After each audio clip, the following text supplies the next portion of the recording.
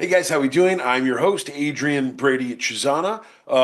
This is the CX Chronicles Podcast. And guys, this is a CX weekly update, first one of 2025. So number one, guys, we have a bunch of incredible guests coming down the pipeline at CX Chronicles over the next couple of weeks. Sorry for the slow start to the year. It's really more about we've been super busy working with our incredible customers and our incredible strategic partners here at CX Chronicles, getting all sorts of awesome content ready for this year. We've got a bunch of live events coming up this year.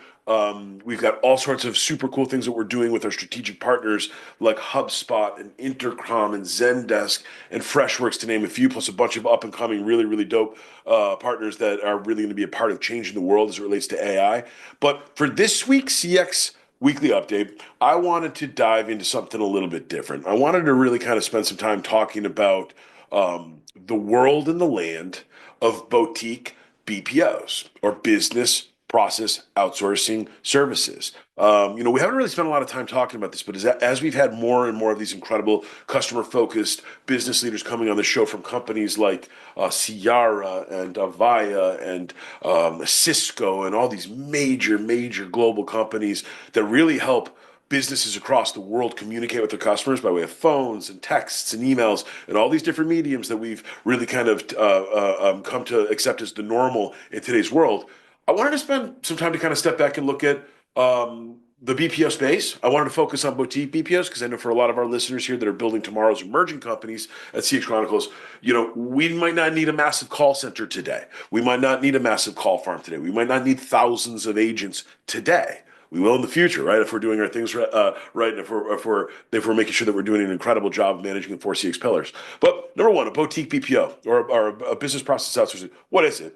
So number one, a small client-focused company that provides customized services for specific business needs. There's all sorts of different types of BPOs, right? All sorts of different types of service companies that can do all sorts of things for your business. But some of the benefits of a boutique BPO for some of our listeners who are trying to think about how they can beef up or increase their capacity on the front lines, some of the benefits of thinking about different types of boutique BPOs that are out there, they're going to work super closely with their clients to understand their needs and their challenges. So, in the vein of just always being focused, you can personalize every touch in a customer journey. A boutique BPO is going to really give you an incredible path or an incredible partner for thinking about how every one of your customer interactions is of top notch and of the highest quality. Number two, agile operations, right? Boutique BPOs are oftentimes more adaptable to changing market conditions or client requirements or even technological advancements, right? Some of the strategic partners that we have here at CX Chronicles, like in Instant Teams, for example, they're able to literally work with their clients on not just understanding what their frontline needs are, but what their tech stack looks like, right? And then in many cases, they're training some of their team or their agents to be able to literally leverage not only what their clients' current teams are doing, but what the tech stack is that they've been built upon. Number three, diverse expertise. Because some of these boutique BPOs work with so many different types of companies, very similar to what I always say about our team here at CX Chronicles and working with all these awesome customers and all these different verticals and all these different industries of all these different sizes.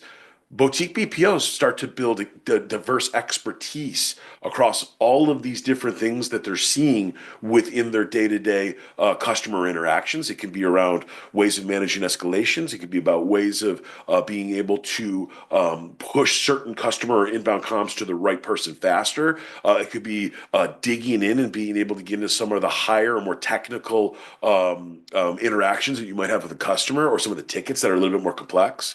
Number four, quick decision making. Many of the BPOs that are out there that are working with customers and helping to really kind of provide additional support for their frontline teams, they're able to build quick decision making or permissions into their process as they start working with their customers. So for many of our listeners today, why I decided to kind of talk about this is number one, as we start off the new year, number one, there's a lot of people that are making hires and they're adding new folks to the team and they're looking for different roles to add on.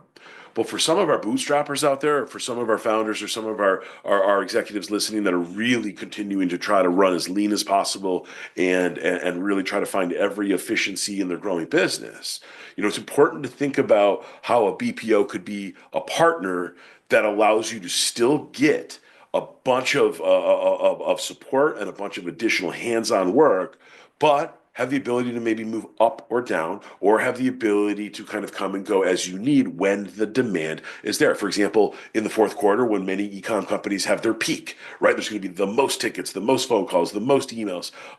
This is when boutique BPOs really can make a big difference in terms of your day to day. In terms of some of like the general high level things to know around the BPO market and different outsourcing strategies. So, number one, the whole purpose of the BPO, again, it's to be able to relieve some of your in-house teams from some of the tedious non-core functions that have to happen one way or the other, whether it's the tickets, it's the calls, it's the emails, it's the back of house paperwork, it's all these different things that have to happen. But to do it extremely well, to be able to build process and playbooks around it with your team, and to be able to give some of the core players on your now team the opportunity to go focus on more important or higher priority items. Second big thing is adoption across business sizes, right? So BPO strategies are embraced by businesses of all sizes, guys, right? Some of the biggest companies on planet Earth will leverage BPO partners to be able to help manage the peaks or manage some of the unforeseen waves or huge ebbs and flows that happen within a business, all the way down to small businesses, right? Businesses that know, for example, during Christmas time, they're going to be the busiest with deliveries, or during summertime when you're a seasonal business that requires having additional support or additional expansion staff. This is not something that just is for a big companies, guys. This is something that even our small business owners and founders should be thinking about. Market revenue and projected growth. So here's something interesting. I thought that I just kind of wanted to spend a little bit of time kind of chatting through. $262 billion in revenue was generated by the BPO market in 2022 alone, and that number is growing rapidly. According to Grandview Research, the BPO sector is expected to experience significant growth at a compound annual growth rate of more than 9%.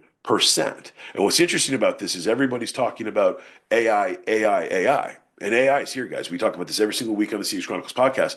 But this is interesting. This continues to show that there's signals around the fact that in the now, companies still are going to need humans to be able to take some of these customer interactions, take some of these customer calls, or take some of these customer activities. And then over time, AI will continue to improve, and it'll continue to be able to sort of bake in to how teams can run lean, but more importantly, those activities are constantly being socialized around where they're having the biggest impact and the biggest bang for their buck across the customer journey. Lastly, just different types of outsourcing. For some of our folks that are looking to grow their team, but they're not quite ready, or for some of our folks that are thinking about adding to their customer experience, customer success, customer support teams, it's important to remember that a BPO vendor or a BPO partner can absolutely be another part of your roadmap or another part of your potential strategy if you're in a position where you don't have the full need or the full ask for what you're willing to spend on that new hire. This is another thought for you around getting you through certain periods and or running certain tests, guys. There's so many customer-focused business leaders out there that forget that they can leverage a strategic BPO partner to run tests on the next thought around if you need additional inside salespeople, or if you need additional customer success managers or customer support reps to be able to manage customer activities, manage customer calls, and really continue to kind of push your capacity up and to the right. So last couple things to think about. Most BPO providers have agents that have all sorts of different specialized skills and certifications. And most of these BPOs, one of the big things that they do for us as business owners, entrepreneurs, founders, is they take it upon themselves to do the regular training, coaching, performance management, around a variety of different BPO service areas. It could be inbound and outbound customer support. It could be help desk assistance with banging tickets out. It could be omni-channel support where you're needing help with running all the different mediums that you have on your customer support side. It could be multilingual support. One of our very good friends, Hire Horatio, Jose Herrera, and Alex Ross, they have an entire team built down in the Dominican, focused just for our bilingual Spanish English customers out there that need help with their support. It could be complaint management, it could be problem resolution, it could be order processing and tracking, and then it can be all of the other things that we're doing on a regular basis: online and offline data entry, document drafting, spreadsheet encoding, database handling. All these different things, guys, are potential areas or to-dos that oftentimes show up on our OKRs, or they show up on our to-do lists, or they show up on our major rocks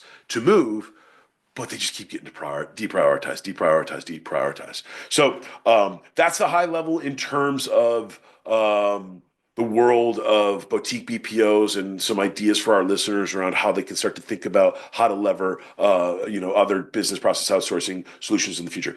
One thing I do want to call out. So we're super, super thrilled to announce that CX Chronicles and myself, we will be a part of this year's building Community Builders Week with our friends at InstaTeams down in North Carolina. It's going to be a 2-day CX virtual summit.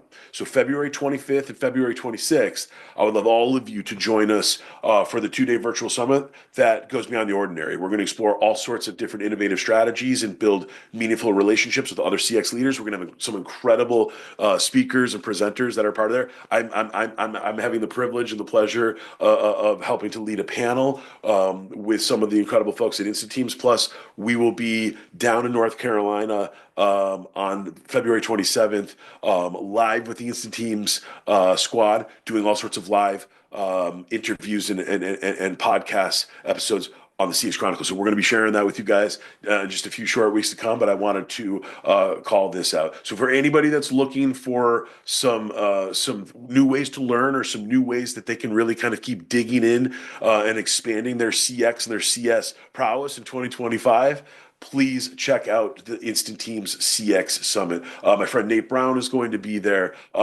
The incredible founders of InstaTeams, Erica McManus and Liza Rodwald, are going to be there. We're going to have all of these incredible speakers.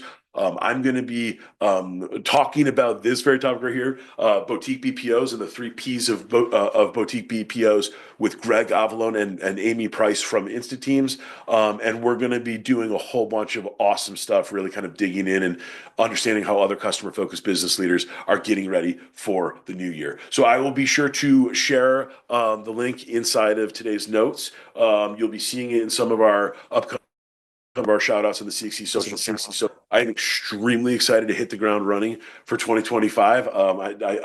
We've got a bunch of great stuff coming down the pipe in terms of content. And then for any of our folks that are really kind of digging into all the stuff that we do here at CX Chronicles, for some of our community members or our CX Nation members that need help thinking about either how they can be building their own strategic content for their customers, or number 2, if they need introductions to some of our incredible strategic partners that we've been able to build these amazing relationships with over all of the years, HubSpot, Intercom, Zendesk, Freshworks, Forethought AI, to name a few. Plus, we have a plethora of other BPO and service-based partners that would be thrilled to introduce to you, so that you can make an incredible customer experience and set up your customer success game plan for success in 2025. And then lastly, our CX Chronicles managed services and CXE On Demand. We do a ton of work for all sorts of incredible customers across the world, helping them with their HubSpot utilization.